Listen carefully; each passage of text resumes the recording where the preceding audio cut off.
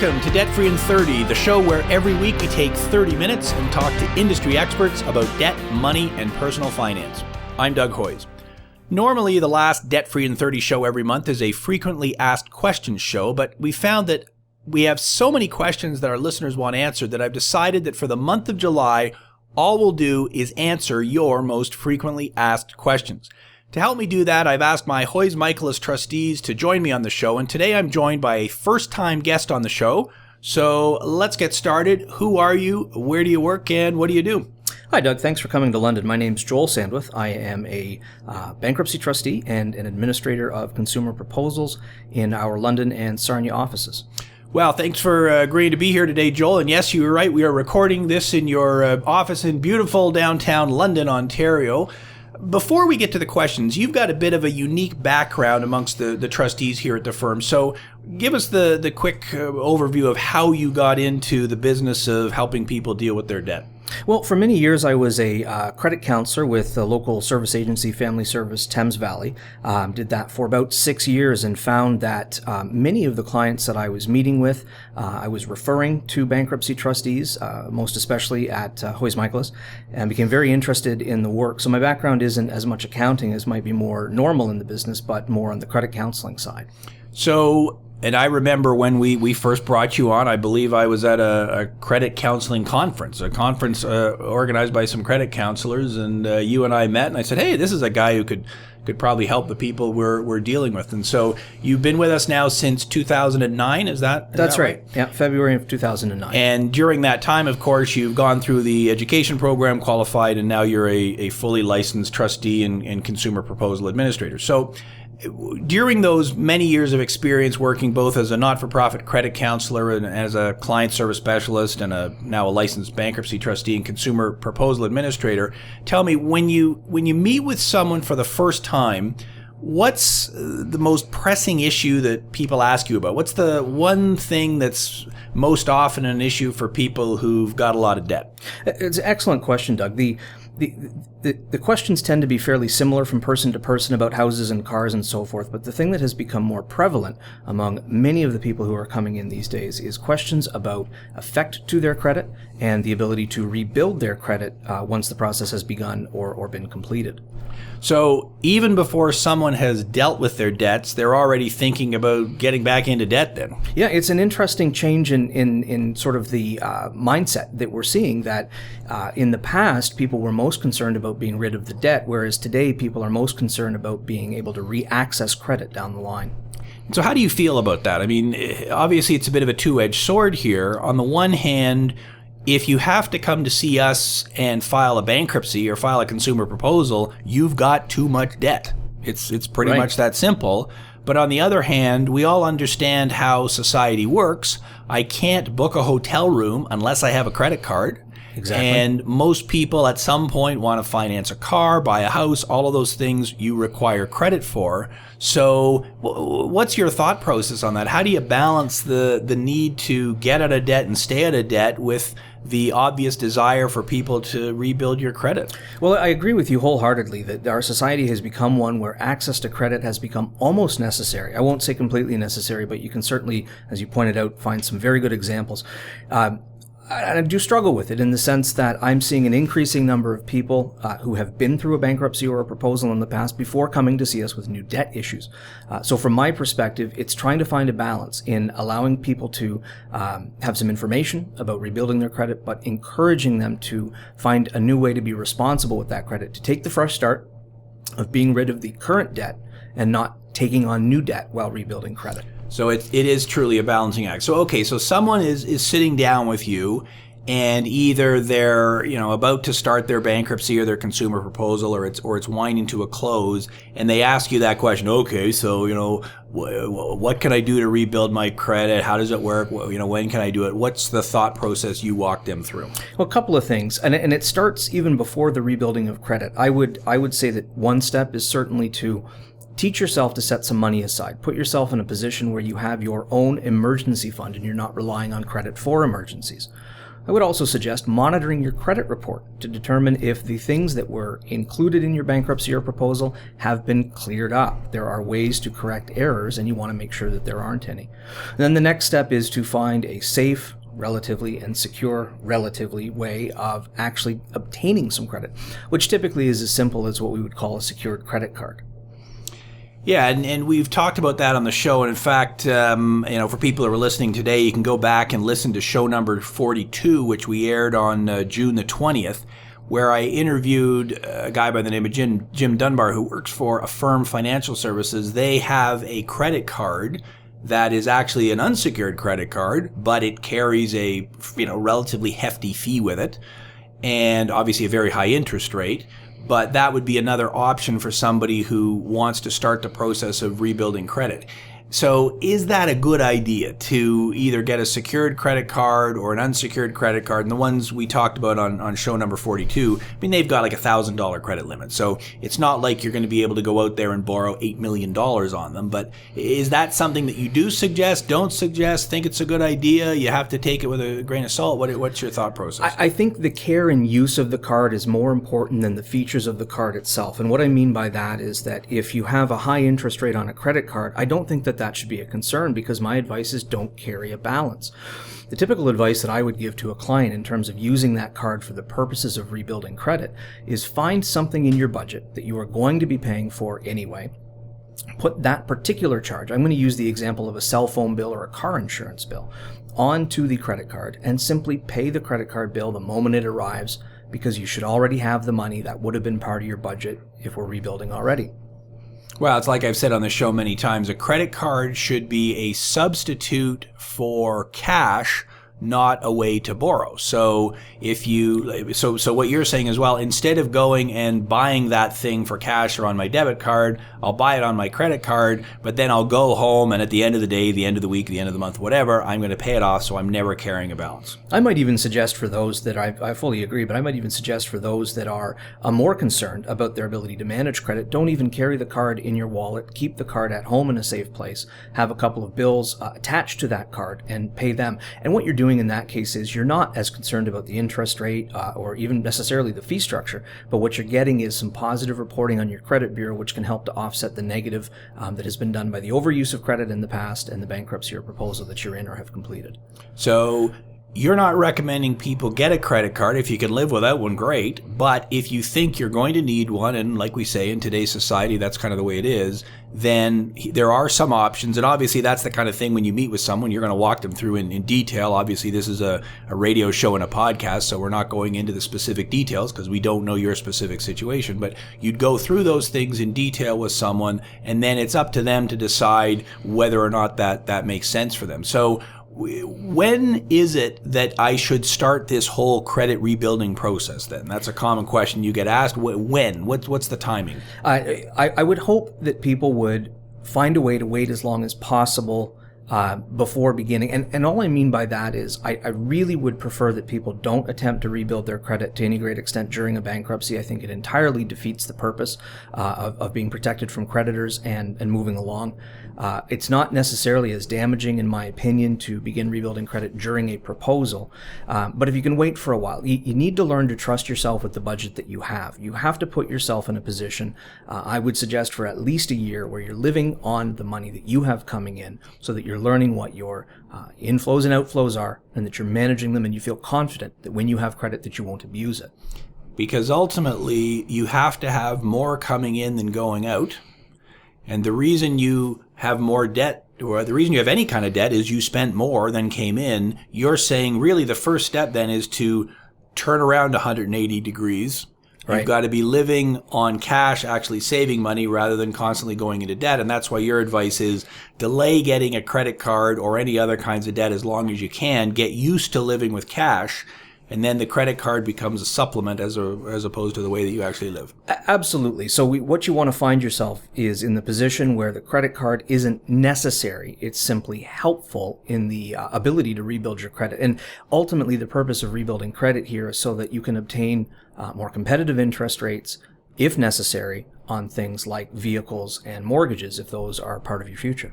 Makes sense. Excellent. Well, we're going to take a quick break and come back. There's a bunch of other questions that people have asked. I think we only got to like one of them in that first segment, so we'll pick up the speed as we come back. You're listening to Debt Free in 30. What are the warning signs of debt problems? Where can I find a free online debt options calculator? Where can I get free ebooks and guides? Find all the answers at moneyproblems.ca, the website for Canadians with money problems who want money solutions. moneyproblems.ca. We're back on Debt Free in 30. My name is Doug Hoyes. My guest today is Joel Sandwith, who is a trustee and consumer proposal administrator with us here at Hoyes Michalos and Associates. He is responsible for our Sarnia and London offices, and today we are here in London recording this. And we're going through common questions that Joel is asked. So I asked Joel, give me a list of the top 5 questions people ask you. The most common question he gets is, well, how am I going to be able to rebuild my credit? How am I going to be able to get back on track? That's what we talked about in the first segment. The next most common question you get asked, Joel, is how will this affect my credit? So if I file bankruptcy or if I file a consumer proposal, how is this going to affect my credit? So what's the answer you give people? The answer tends to depend on how in depth we want to go in the answer. So the simple answer is that if your credit is in excellent shape today when you come and see me, filing a bankruptcy or a proposal will be damaging, not deadly. You will be able to recover from it. Many of the people that we're meeting with are either so far overextended on their debt or are already in collections that the effect to their credit of filing a bankruptcy or proposal might actually be positive in the sense that the negative reporting can stop finally. So that's an interesting comment you just made, that filing a bankruptcy or a consumer proposal can actually improve your credit.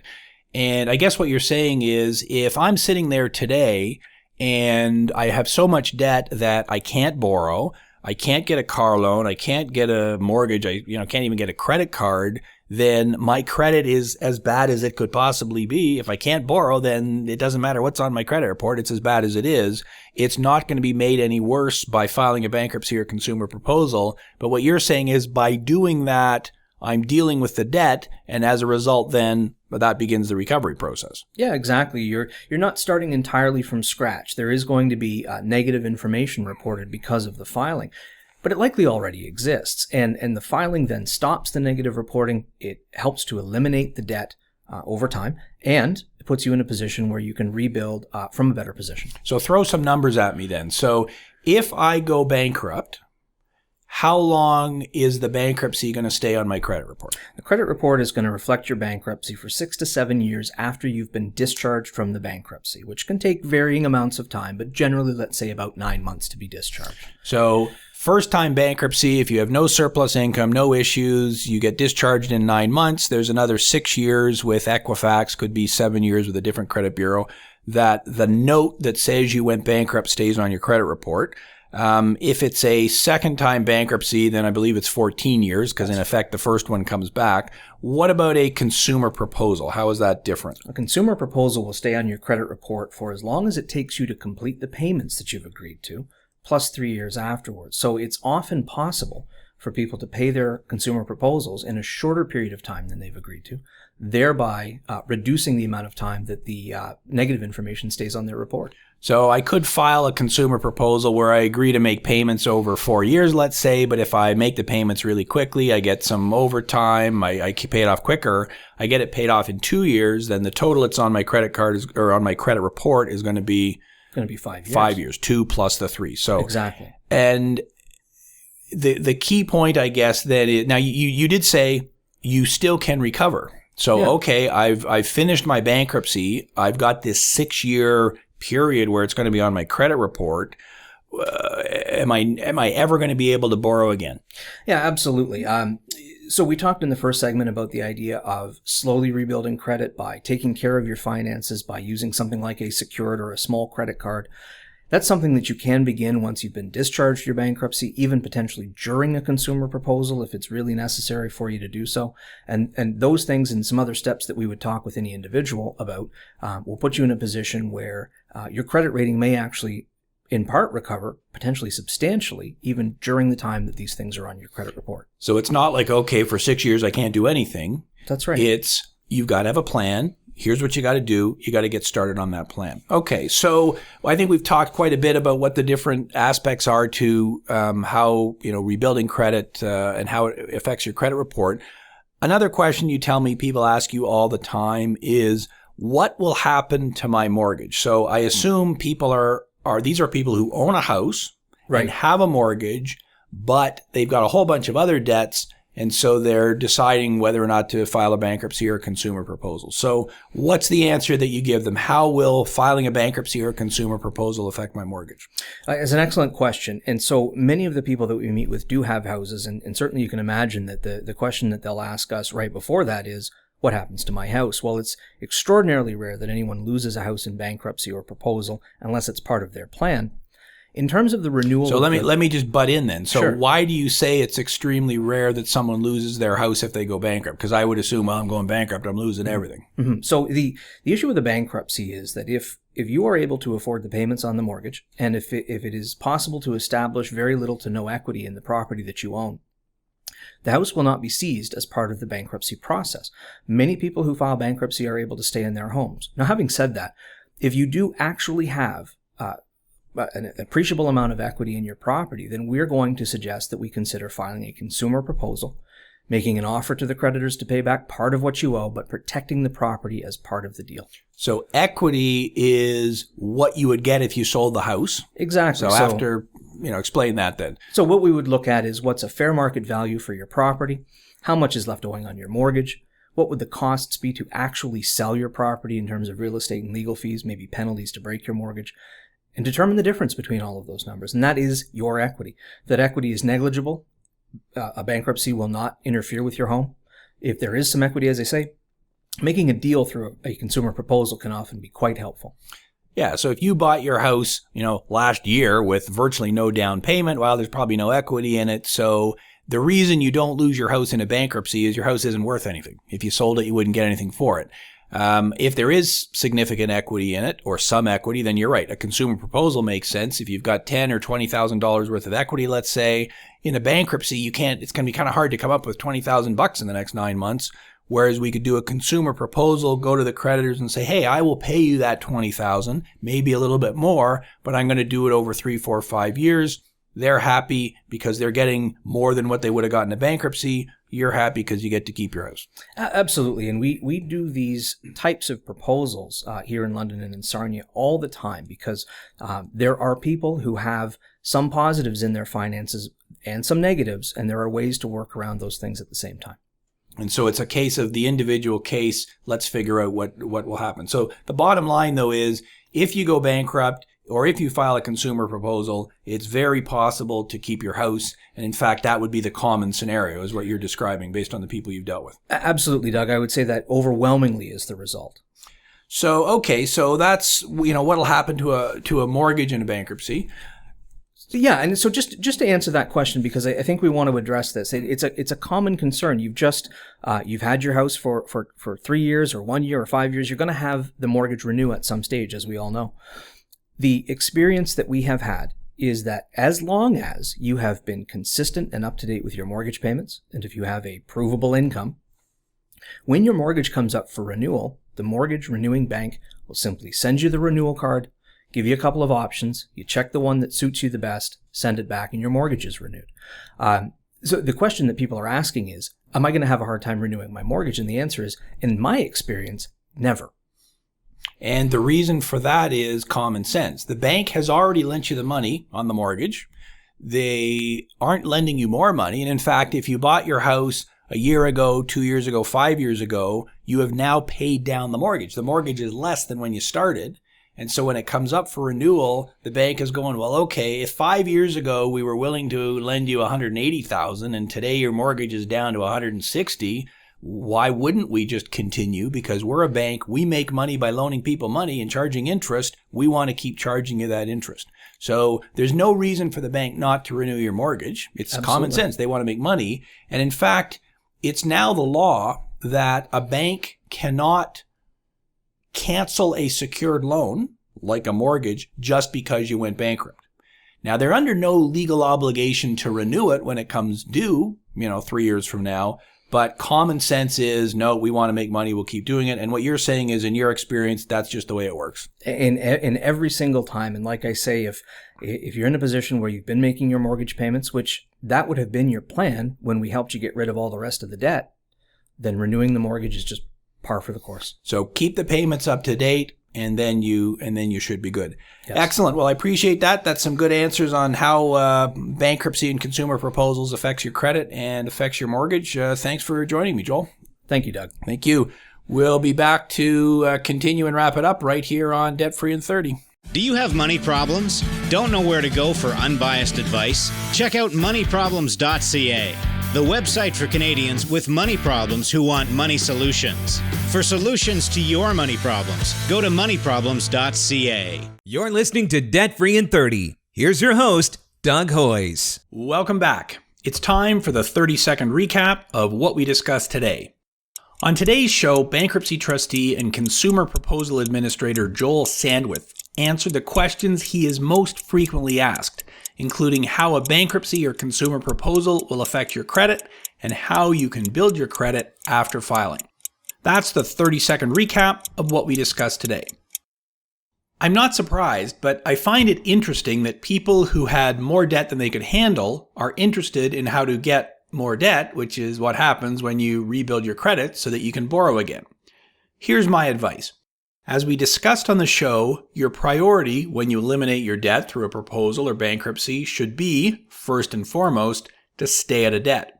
Don't worry about how to rebuild your credit until you have your budget under control and some savings in the bank. I realize that good credit is important if you want to finance a car or buy a house, but focus first on living frugally and building up some savings, and then rebuilding your credit will be much easier and less risky. That's our show for today. Full show notes are available on our website, so please go to our website at hoyes.com. That's HOYES.com for more information.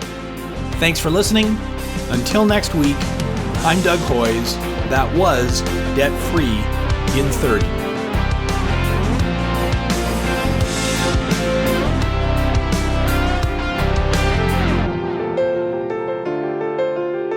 Thanks for listening. This was Debt Free in 30.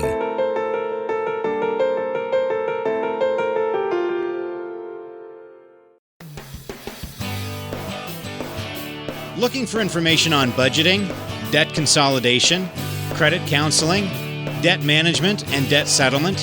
For unbiased advice, go to moneyproblems.ca, the website for Canadians with money problems who want money solutions. moneyproblems.ca.